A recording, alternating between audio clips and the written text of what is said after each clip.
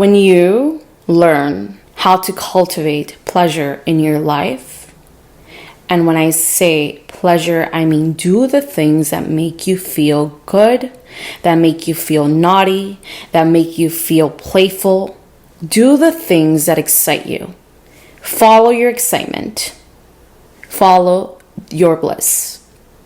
Follow the pleasure.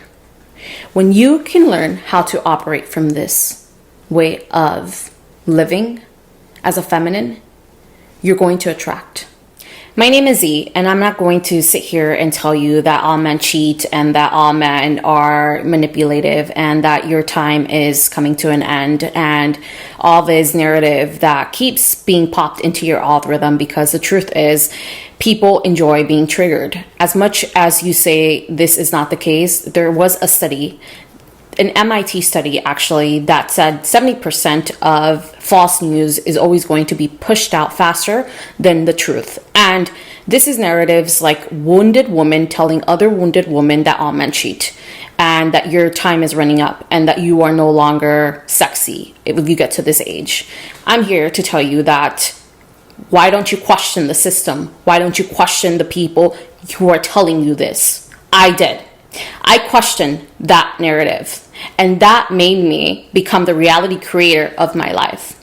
See, when you start to work with the game, when you start to observe the game, you start to realize that women who are out there pushing this narrative that all men cheat are actually making money off you, and they're triggering your emotional wounds. Not only that, they are continuously programming your subconscious mind.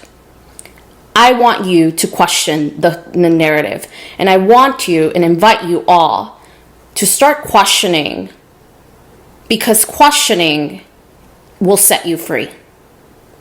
I used to buy into this narrative, and I found myself attracting a lot of emotional, unavailable men. I was a non-player character, an NPC. Until one day I realized, why have I been seeking for pleasure outside of me? Why have I been wanting a man to please me if I can do that for myself? And self-pleasure, pleasure itself, will allow you to attract faster results in your external reality. If you can cultivate self-pleasure in your life, that is, if you can learn how to please yourself, and pleasing yourself can be all types of different forms. You can sexually arouse yourself and please yourself. You can get to know your body and please yourself. You can go listen to a specific song, and that can cultivate pleasure in your body. You can turn on some music and dance, and that can also please your body and your soul. You can write, that can please your soul. You can create art, that can please your soul. Self-pleasure isn't just arousal sexually. I mean, it could be. And when you start doing it, you'll notice that you will attract more lovers, but not just any type of lovers, more lovers that are willing to please you. Everything in this reality is a mirror. If you start to learn and cultivate eroticism into your life like I did, as a result in my life, I excelled in my career. I got a raise. I was able to travel by myself to places that I never thought I would travel. I started learning my body, and that only made me more sexually attractive and magnetic to opportunity. Sexual energy is very, very, very magnetic. The problem is patriarchy has programmed all of us as women to believe that sexual energy is bad. And you're pre-programmed that if you are aroused in your life, that's a bad thing. A lot of times women get married and they're so busy pleasing the other man, then they realize why they're getting a divorce, because they're unfulfilled. The truth is, if you want to attract a man, you have to learn how to please yourself. Because what that does is mirror to the universe that you have the ability to please yourself, And you will not tolerate any man that is not going to please you. Eroticism is very important. It's very easy to be manipulative. You can be manipulative all you want. But can you be erotic? Probably not. Because the same women who are telling you that all men cheat are the same wounded women that are probably unfulfilled and are telling their man what to do. And some of those women are actually the most unhappiest women. I'm not here to divide man, woman. I'm just here to question why these narratives keep being programmed and you're so easily manipulated. I'm here to open your mind. And don't idolize me because I'm not perfect. I myself still struggle. And I've learned that my power comes when I choose myself every single day. I choose myself. And eroticism is now a part of my life. And every day I find ways to make me feel good. And that is how I've become more magnetic to high quality men. And that is how I attract opportunities and high quality people into my life. The problem is they don't want you to know that eroticism can do that in your life. They want to program you to believe that you have to play games and be manipulative.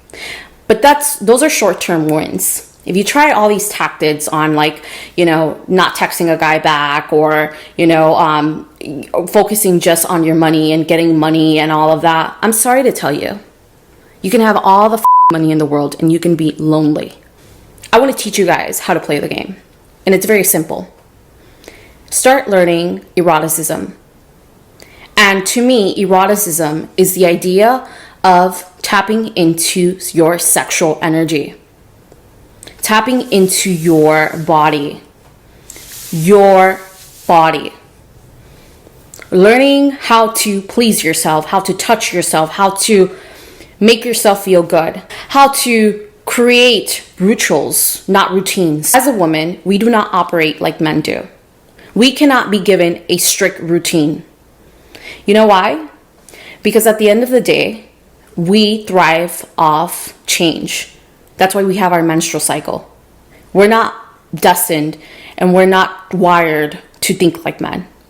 And in that case, you have to learn how to treat your body, your soul in so many ways. And that requires effort. Learning your menstrual cycle is very important. That is also a part of eroticism.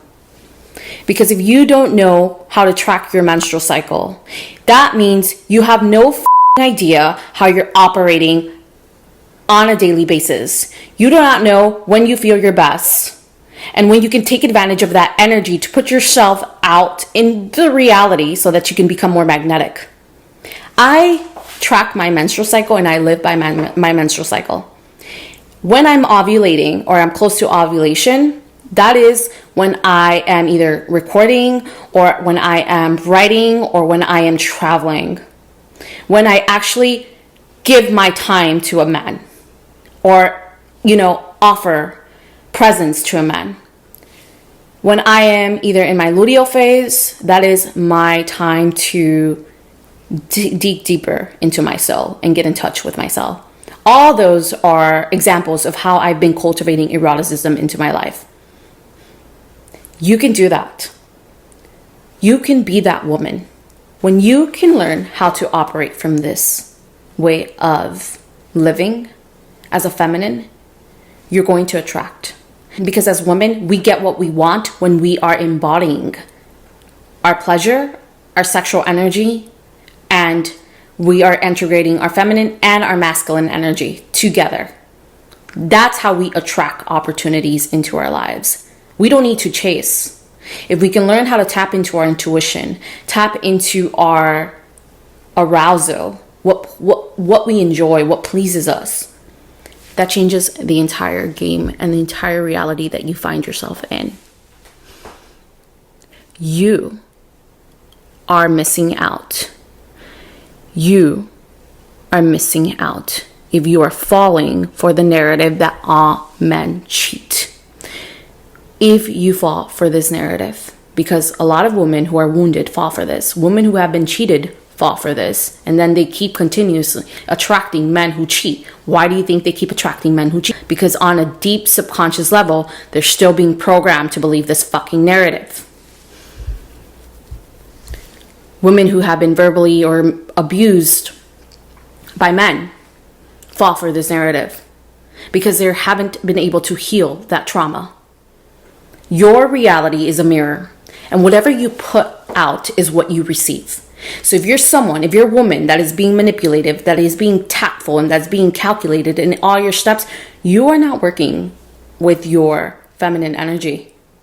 You're being controlled by your ego. And we don't need an ego awakening.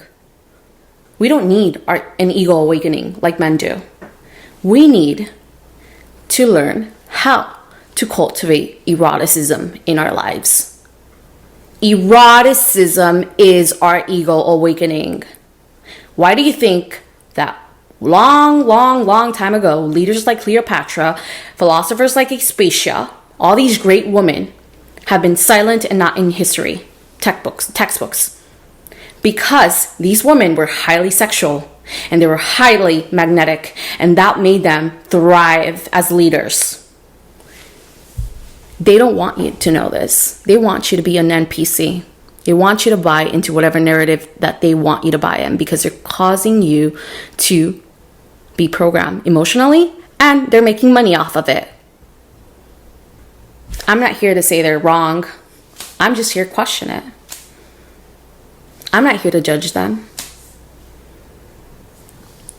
Everyone's allowed to do whatever they want.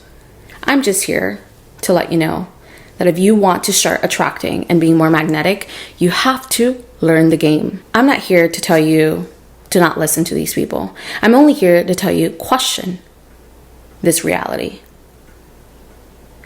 Observe the game. Learn how to play the game. But don't let the game play you. I love you.